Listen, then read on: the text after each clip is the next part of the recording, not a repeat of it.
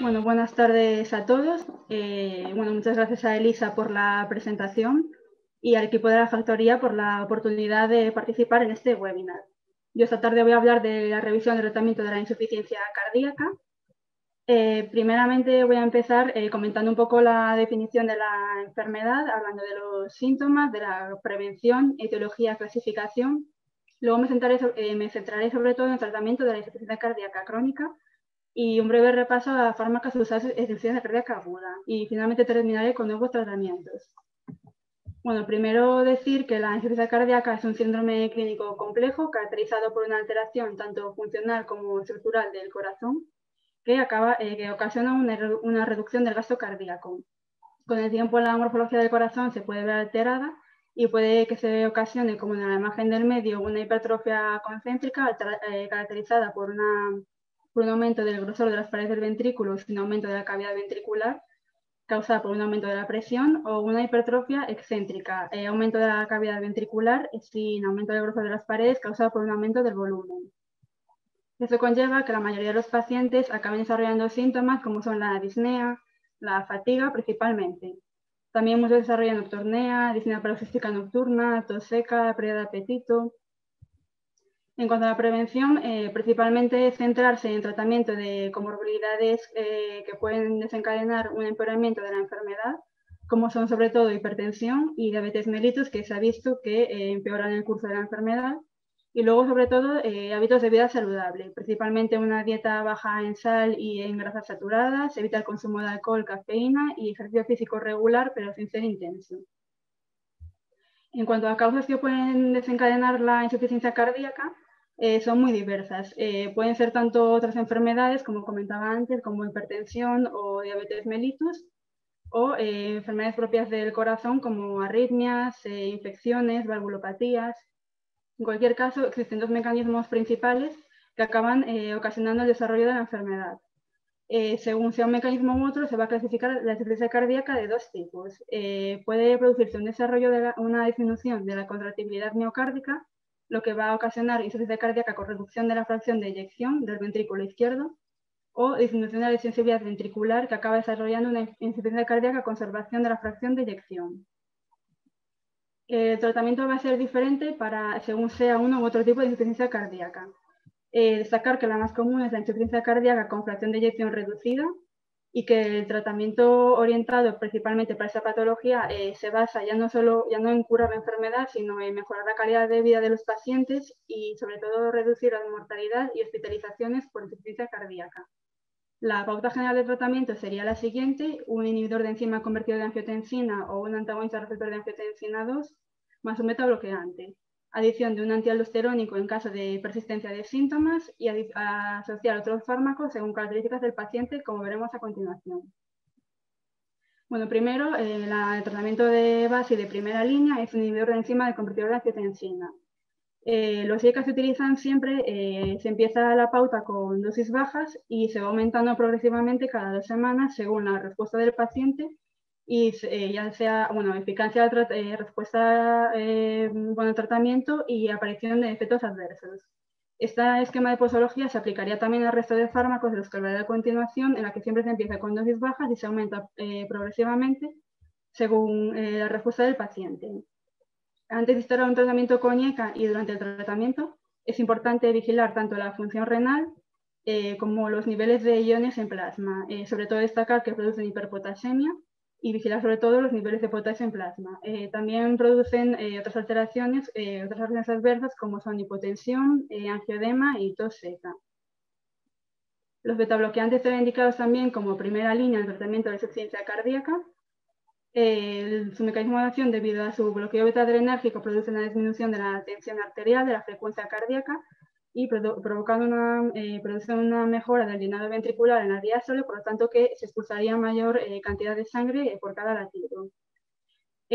Antes del tratamiento y durante el tratamiento, vigilar sobre todo la frecuencia cardíaca y la tensión arterial. Hay que tener en cuenta también que hay que vigilar la terapia concomitante con otros fármacos que sean inotrópicos negativos, como ivabradina, diltiazem, verapamilo, amiodarona, por el riesgo de bradicardia. Ocasionan también hipotensión, al igual que los IECAS. Luego, los antagonistas del receptor de mineralocorticoides, los antialdosterónicos, estarían indicados en una persona que ya con tratamiento con IECA y beta bloqueante mantenga síntomas persistentes. En este caso se asociaría a uno de los dos, vigilando siempre sobre todo los niveles de iones en sangre, sobre todo de potasio, puesto que se caracterizan por producir hiperpotasemia, y vigilar la función renal. Vigilar, por supuesto, también que el paciente no sea tratamiento con otros fármacos que producen hiperpotasemia, como suplementos de potasio, o AINES, o IECA, SARA2. En cuanto a reacciones adversas, pues hiperpotasemia y ginecomastia en el caso de la espironolactona. Los antagonistas receptor de angiotensina 2 se utilizan en caso de que los IECAs no sean tolerados, ya sea por alergia o por desarrollo de síntomas de efectos adversos a IECAs, como la tos seca o angioedema. También otra pauta que se utilizaría también es en caso de una persona ya tratamiento con IECA y beta bloqueante, que se quiera añadir un antialdosterónico pero no está indicado. Entonces, en este caso, en vez de antialdosterónico, se utilizaría un antagonista receptor de angiotensina 2. En este caso, habría que vigilar muy de cerca el tratamiento, puesto que el perfil farmacológico de IECAS y ARA2 es muy similar y entre los dos potenciarían los efectos adversos. Los diuréticos se utilizan ampliamente en insuficiencia cardíaca, no porque mejoren la enfermedad en cuanto a reducción de mortalidad ni de ingresos hospitalarios, sino porque son muy efectivos para el tratamiento de la sintomatología. Se utilizan principalmente los diuréticos del ASA y diuréticos tiacídicos. La diferencia de unos u otros es que los diuréticos del ASA producen una diuresis mucho más intensa y menos tiempo, por lo tanto están indicados en el caso de una descompensación de la insuficiencia cardíaca, mientras que los tiacídicos producen una diuresis más prolongada en el tiempo y menos intensa, indicados sobre todo en pacientes con hipertensión. Muy importante vigilar también sobre todo la función renal y vigilar las alteraciones hidroelectrolíticas. Producen también hipotensión. Destacar que en caso de que se produzca hipotensión grave, antes que modificar la dosis de IECAS o beta bloqueantes, sería indicado modificar la dosis de diuréticos. Otro fármaco más recientemente instaurado en el tratamiento de la insuficiencia cardíaca sería el inhibidor de niprilicina, el sacubitrilo, que se utilizaría en caso de que una persona haya tratamiento con IECA, beta bloqueante y antialdosterónico mantenga síntomas persistentes. En este caso, estaría indicado sustituir el IECA por el sacubitrilo valsartán. La neprilicina es una enzima que se encarga de la degradación de los péptidos natriuréticos y, por lo tanto, al estar inhibida, aumenta las concentraciones de estos en plasma, que producen efectos beneficiosos para mejorar la enfermedad, como son vasodilatación, producen también diuresis, natriuresis y sobre todo tienen propiedades disminuyen la fibrosis del corazón y disminuyen la aparición de hipertrofia. El hecho de que se añada valsartán es porque también la neprilicina produce la degradación de angiotensina 2 y al estar inhibida aumenta los niveles de este y se activa el sistema renina-angiotensina-aldosterona y el valsartán se asocia para disminuir estos efectos. En cuanto al tratamiento, vigilar sobre todo los niveles de potasio, que producen hiperpotasemia, la aparición de hipotensión y de angioedema. La ivabradina se estaría indicada a utilizarla en caso de que un paciente de tratamiento ya con todo lo comentado anteriormente, IECA más beta bloqueante más antialdosterónico, aún mantenga síntomas persistentes. En este caso se utiliza ivabradina, que no tiene efecto sobre la reducción de la mortalidad o ingresos hospitalarios, pero sí que reduce la frecuencia cardíaca, que se ve que es un factor de mal pronóstico para la enfermedad. Estaría indicado también en caso de una persona que no pueda tomar beta bloqueantes por asma grave, el uso de ivabradina en vez de beta bloqueantes. Y al igual que los beta bloqueantes, en el tratamiento vigilar sobre todo el uso concomitante con otros fármacos cronotrópicos negativos por el riesgo de aparición de bradicardia. La digoxina, que antiguamente era muy utilizada en insuficiencia cardíaca, se ha comprobado que no es tan eficaz como los fármacos comentados anteriormente, por lo tanto su uso ha pasado un poco a segundo plano. Se utiliza en caso de que un paciente con insuficiencia cardíaca con síntomas persistentes a pesar del tratamiento anterior tenga también fibrilación auricular. en caso de que sean reposos. Si es fibrilación auricular en activo, están más indicados los betabloqueantes. Por la digoxina, sobre todo, vigilar que tiene un efecto margen terapéutico sus niveles plasmáticos y niveles plasmáticos de potasio, puesto que la hipopotasemia aumenta la sensibilidad de digitálicos y, bueno, sería un poco lo a tener en cuenta, y la aparición de alteraciones visuales y arritmias.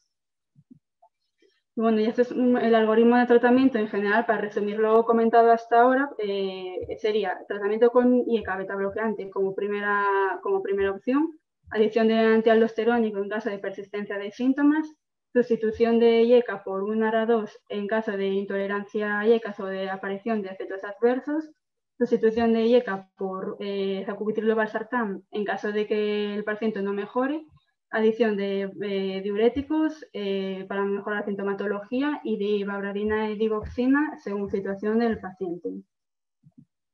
En cuanto a la insuficiencia cardíaca con fracción de eyección conservada, esta es mucho menos común y tampoco se conoce con exactitud los mecanismos que acaban desarrollando este tipo de insuficiencia cardíaca.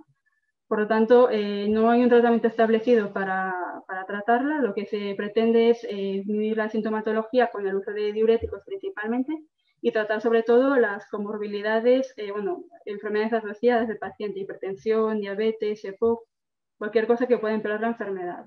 Sí que se ha visto que algunos fármacos utilizados en insuficiencia cardíaca como fracción de eyección reducida, como el nebivolol, el candesartán, espironolactona, pueden favorecer y ser beneficiosos para este caso, pero los estudios tampoco son muy claros al respecto.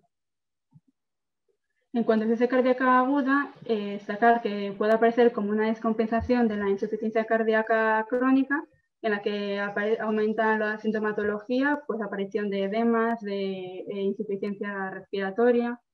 En este caso, lo que se pretende es estabilizar al paciente y mejorar la calidad de vida en el momento, hacer que se sienta mejor. Por lo tanto, se utilizan principalmente vasodilatadores y diuréticos por vía intravenosa. Y en caso de que se presente hipotensión grave, hipoperfusión grave y shock cardiogénico, se utilizarían fármacos inotrópicos positivos, como son dopamina, dobutamina, noradrenalina y levosimendan.